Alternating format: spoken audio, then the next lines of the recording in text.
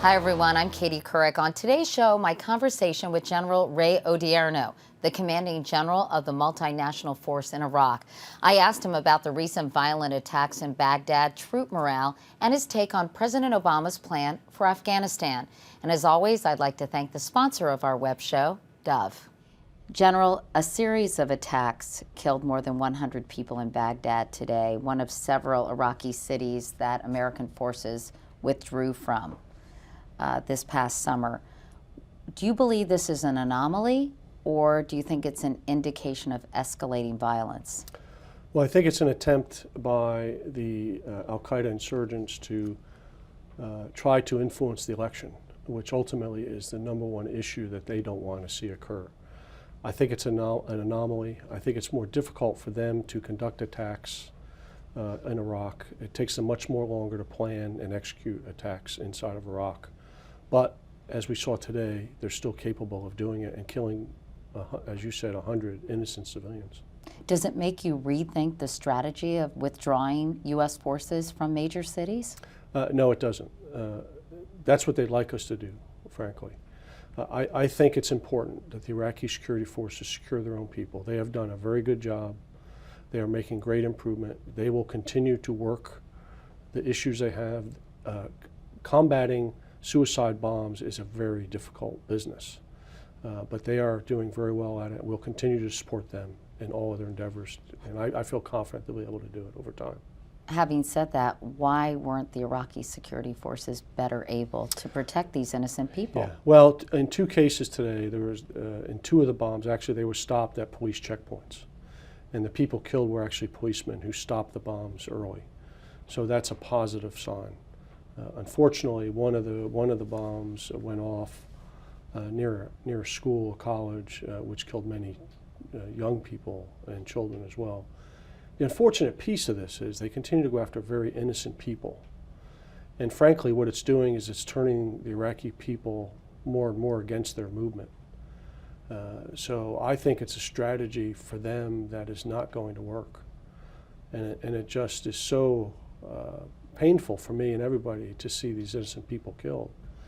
And I know that's painful for the Iraqis as well and their security forces. They'll work as hard as they can to keep it from happening. What would you say is the level of professionalism and competence of the Iraqi security forces as the U.S. begins to stand down and let them take over the business of securing the country? Yeah. I think their competence and capabilities continue to grow every day, and in fact they've proven it over time that they're extremely competent, capable of maintaining security. We continue to work on developing a professional force as it transitions from one that operated under a dictatorship to one that operates inside of a democracy. We still have some work to do there, where we are convinced that all the leaders are loyal to their constitution and not to individual political parties. It's much, much improved. 2 years ago, we were worried about them being sectarian. We're not so worried about that anymore. They've overcome that. So what we have to attempt to do is be the honest broker in eliminating undue political influence on the Iraqi security forces, and we're working with them to do that. When you say undue political influence, what do you mean exactly? And can you give me a concrete example? Well, I mean, what I would say is sometimes, for example, the head of a provincial police force, where certain political parties might be asking him not to go after certain types of people, when all he's trying to do is protect all of the Iraqi people. And so what they try to do is they try to influence his behavior to only target certain elements, even though other elements might be doing things that are illegal. And slowly they're getting better at that, but sometimes there's an awful lot of pressure. And so we're working with them to stand up to that pressure. And it completely sort of invalidates the police force when there are individuals involved in that kind of, that's right, or under that kind of influence. Yeah, that's right. And the other piece is the endemic corruption that is still in the Iraqi society. What does that mean when you say endemic corruption? What that means is, for a very long time, endemic in everything they did, there's always, if you want me to do something, I'm going to give you some money to do it. If you want me to react to an incident, you got to pay me to do that. That's going away slowly over time, but that's part of this professionalism that we constantly talk about. How have you decreased that? I mean, how do you attack a problem like corruption? Well, you have to do it from inside out. You do it by internal investigations. You do it by firing people who are involved in corruption, by exposing corruption. And so slowly we're making a difference, but we have a long way to go yet. And changing the mindset, And changing the basically, whole about mindset. how That's things right. have to operate. That's exactly right. You know, you talked about the upcoming elections, and they have been postponed. Right. Are you confident that they will take place in 2010? Yeah, they've set a date. They set a date. They passed an election law on Sunday, and they've set it. I think the date they've set is 6th March for the election. And there's some positive developments politically in that area, and I think it's hard to understand because it's complicated in terms of the spectrum of ethnic groups that will be represented in the Iraq government. Yeah. Can you explain that briefly? Well, first I would start out by saying this is a very new democracy, and they're trying to find how democracy works in Iraqi society. So part of that is passing an election law. So over the last several months, we've had good political discussion about what should the election law be like. Will it be fair to all the different groups, Sunni, Shia, Kurds, Turkmen, many different ethnic groups, and will they be able to be properly represented? The important part that's happened here is we have a consensus on the law. The groups got together, one was vetoed because one group felt like they weren't being fairly treated. Under the law that was passed, everybody agreed that they felt this is a fair law for all people. So I think that's a very positive step. So although the elections ended up being delayed, they worked through a process to make sure it's fair for all individuals involved. What makes this so difficult in Iraq is they've yet to do a census, so they don't quite understand the different types of groups and representative groups that exist and what size are they. Right. And so this year we hope that a census will be done so this won't be a problem in the future. But that really is a huge accomplishment that these different ethnic groups were able to agree upon a system of representation. It is. We had, all during the last week, we had the Sunni Deputy Prime Minister. We had a leader from the Iski Shia bloc. We had a representative from a Sunni vice president. We had a representative from the Kurdish regional government, and we had a representative from the Prime Minister's office. All different political parties trying to work through and come up with a compromise that would be fair to all people and accepted by all. So to me, that is very significant. Is there still the intense animus that existed among the various ethnic groups that many people feared would fuel a civil war in the absence of U.S. forces? I mean, that's still alive and well, isn't it? It's not as intense as it once was. I think we've seen some accommodation between these groups, but what I would say is we've not seen reconciliation, where we still have some mistrust between some groups. Sunnis and Shias. Sunnis and Shias, Kurds and Arabs.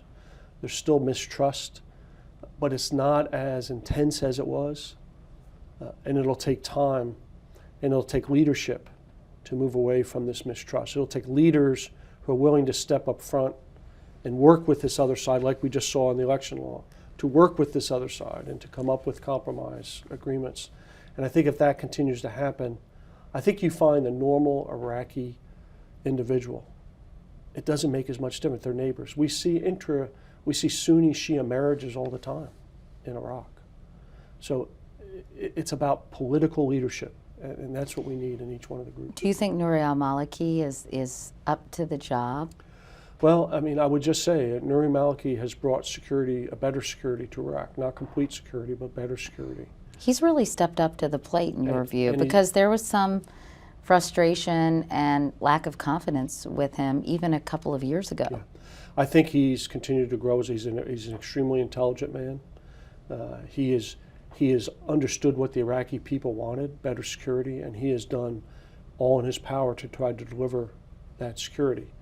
And he's done it at some expense, because some of the other political groups have not been happy how he's gone about doing this. So he's gone from was once thought to be a weak, compromised leader to what some now say he might be a bit too strong a leader in Iraq. But I think he has led the country to where we are today, where it's in much better position than it was before. Are there other impressive people emerging as well? And do you think he'll face a major challenge in these elections? I think we'll see. I think it'll be very interesting. I think, in a parliamentary system, it's very interesting. He will receive many challenges. There's coalitions being formed. There's 4 or 5 major coalitions that have been formed. Then once the votes are in, that doesn't end it. They then have to, they go to a parliament that's elected, and then they choose the next prime minister. So that has to do, again, with accommodation, backroom deals, and it'll be very interesting to see how that all plays out. What's good about that is it causes these groups, again, to talk and agree on who they want the leader to be, which I think is important. Let's talk about Iran, because that was a huge problem, and it continues to be a thorn in the side of U.S. Not only military leaders, but civilian leaders as well, working hard to kind of organize Iraq, if you will. How much is their presence being felt now? Well, I mean, again, they're always going to have influence inside of Iraq. They're a neighbor, as I've said many times, but I want it to be a positive influence, not malign influence. I think that they worry very much where Iraq moves to in the future, because it could have an impact on Iran. Because of that, they have continued to attempt to play a role in politically. They have continued to train surrogates to conduct operations against U.S. forces, as well as against some Iraqi security forces. So that continues. It's a bit lower level than it was. I think they realized that in 2008-9 they made a mistake, and people really rejected what they were doing inside of Iraq. So they've attempted to adjust their strategy a bit. But they want to have influence, and they want to be able to have a government that they can influence over time. It's ironic, isn't it, that the Iranian elections had such an effect on the people of Iraq. Yeah. I mean, I'm sure the Iranian leadership never anticipated that. Well, what we hear is that what the Iraqis say to us is, we're going to have a real election. We're going to have one that's credible and legitimate. We won't have an election like Iran had, that was controlled by the government. We're going to elect our leaders, and they'll be elected by the people. That's a very strong statement that's being made by many. Let's talk about the drawdown date. All combat operations will stop on August 31st, 2010, so the end of this coming August. Right. All forces will be out by December 31st, 2011. Are you still comfortable with those dates, and can you anticipate the presence of any kind of U.S. security force after these dates have passed? Yeah, I am. I think we still have a very good plan. In the plan, we developed a lot of flexibility. So, for example, the elections will be delayed about 45 days or so. We had enough flexibility in there. We'll be able to provide important security to make sure there are credible, legitimate elections. We'll be able to draw down to 50,000. I foresee right now no problem in doing that. We will then transition a mission where we do solely training and advising of security forces. We will continue to conduct counterterrorism operations only, and we will continue to support the UN and U.S. embassy elements so they can continue to do civil capacity building. I think that's the right time to do that, and I think that's the next step. It's about, I talk about we have to develop security, diplomatic, and economic depth in Iraq, and that's what we'll focus on from 2010 to 2011. How important do you think the surge was in retrospect? Well, I mean, I think it got us to where we are now. I mean, really, what it brought. But it couldn't have happened without the Anbar Awakening, do you think? Without Sunnis joining forces? See, I have a very. I think I'll give you my assessment. My assessment is the Sunni Awakening happened and spread because of the surge. If we didn't have, people wanted to join the awakening once they saw we had forces out there that was starting to protect them from Al-Qaeda, then they said, we are tired of Al-Qaeda, we're sick of them, we want to stand with you. If we weren't there to stand with, I'm not sure the awakening would have happened throughout the whole entire country. So I think it's a combination of both of those things. The timing was right. They were tired of Al-Qaeda, what they were doing to their families. When they saw more U.S. forces coming in, providing better security, they said, we want to help you, we will join you. And that enabled us to do it much quicker than I think any of us anticipated, that we would be able to bring security. Can a surge work without a Sunni awakening, i.e. in Afghanistan? With just additional troops and perhaps a slight change in strategy or kind of a two-tiered strategy, without a significant sort of part of the population joining forces, is it going to be effective? Well, again, I would just say I've spent my time in Iraq. I'm not an expert in Afghanistan, and I trust Stan McChrystal completely in his decisions. All I would say in comparing Iraq to Afghanistan is nobody, when we did the surge, predicted the awakening. Before the surge or after surge, nobody was talking about a Sunni awakening.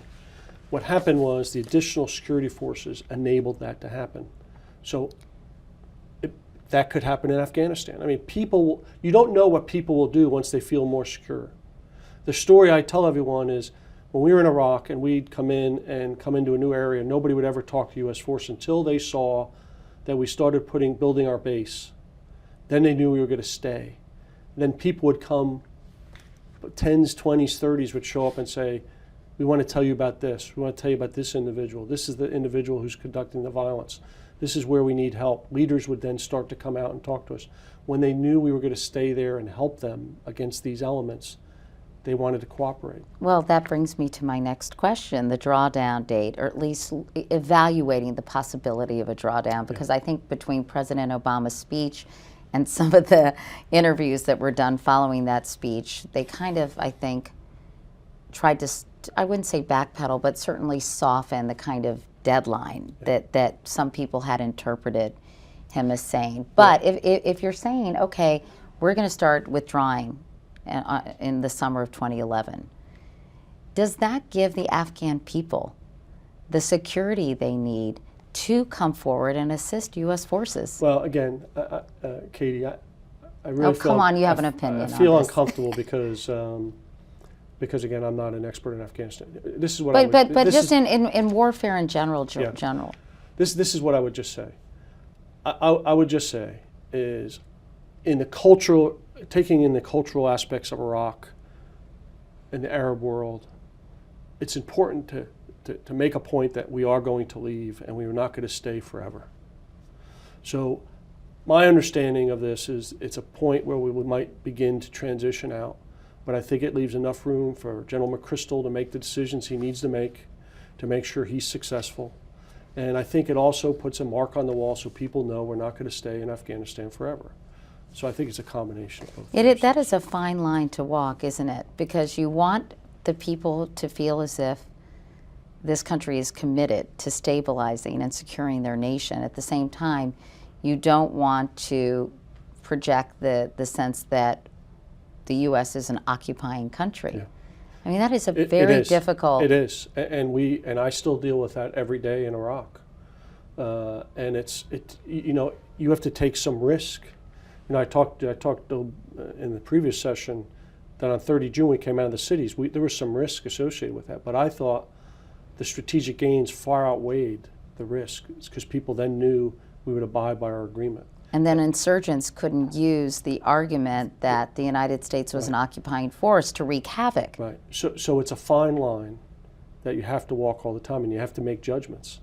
And you have to trust the judgments of the commanders on the ground and all the people on the ground. So you don't think the drawdown date is, on the face of it, a bad thing? Do you think it'll make Hamid Karzai also kind of realize that nothing is forever and he needs to really step up as well? Yeah, again, I would just say I think the way it's been stated is very good because, again, it says the beginning, so then it can be that General McChrystal can then decide how he wants to do it, but yet it says we're serious about this, we're not going to be here forever. And I think that puts everybody on warning that you have to do some things political. You have to clean your act up.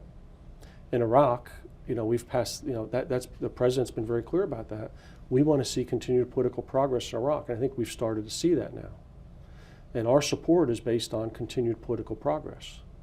And so I think that's the kind of message you have to send. Well, you walk around Iraq all the time, Baghdad and other cities as well. What is the sense you get about how the Iraqi people feel about the U.S. military presence? Well, I mean, we run polls, and what they feel about it is, first, they want their own people to protect them. They don't want U.S. forces to protect them. They want them. They are proud to be Iraqis, and they want Iraqis to protect them.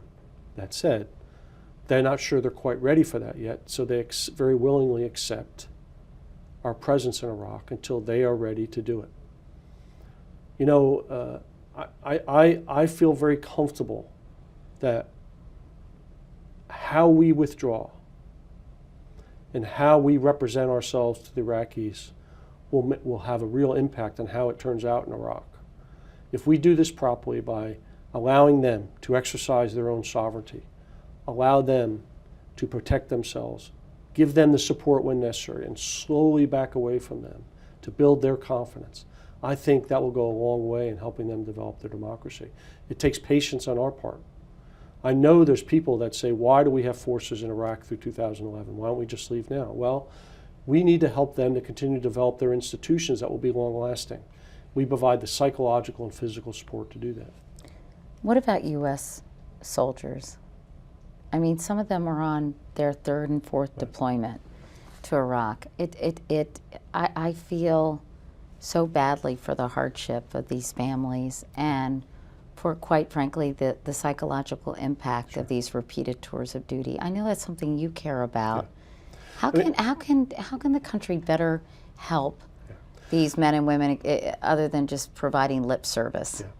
Well, again, I think the most important thing is to continue to support what they're doing and what they're going through, and understand how difficult it is. That's number one. Secondly, I would just say that these are incredible young men and women. They volunteered to do this, but this is tough business where you're deployed for a year, home for a year, deployed for a year, home for a year. It's very difficult. That, right? I mean, it's for the most part, that's kind of where we are now. Mm-hmm. But it's hard personally on your family. It's hard on you individually. But when they believe that people support them in what they're doing, it makes it easier. It also is important that the U.S. people, the Congress, the U.S. Army, the Marine Corps, Navy, has the programs in place to deal with this. And I think we've improved those programs significantly over time, but we still have ways to go. Well, you have the huge cultural obstacle of people not wanting to get help because they're perceived as weak. Yeah. And quite frankly, some of that comes from the chain of command. Well, I think the chain of command has worked very hard to try to remove that. We talk about this all the time, but you're right. It's a mindset change, and it's going to take time to remove the stigma of this. But we are constantly discussing it. We're constantly talking about it. We're trying to do more and more assessments that are more accurate, so we identify it early on. This is not a disease that can't be fixed. We have many people who've had PTSD and have later deployed and been very successful. So the issue is identifying them, having treatment available, and if possible, they can contribute some more. Or if they can't, we honorably allow them to go do something else. I think that's what all leaders believe. Having said that, you need those boots on the ground, but don't you, General? But we need the boots on the ground. But so that's kind of working at cross purposes, don't you think, at times? But we will get the people we need. We have proven over time we will get young people to come in, the services that we need. We cannot be sending people there that should be sent there. We still do that. We have had cases where people have been deployed that should have never been redeployed. We're trying to eliminate that. It's something that we just can't accept. Which brings me to Fort Hood. You were recently visiting Fort Hood. You used to be the commanding general there. How the hell did that happen? Yeah. Well, it struck all of us. Me especially, as you said, I spent a lot of time at Fort Hood. My family grew up there. My kids graduated from high school there. So it's very personal for me. I would just tell you is we have, what we have, let me just talk about how we have to move forward. And this is a very difficult problem for all the military. We have to have an inherent trust in everybody who wears this uniform. Whether I know a person or not, I know if he's wearing this uniform or an Army combat uniform, I can trust that person fully to protect me to death. That's what our business is about. So we have to balance that with maintaining our diversity. What makes us the best Army in the world is our diversity. That we welcome all people into our services. That's what the United States is about.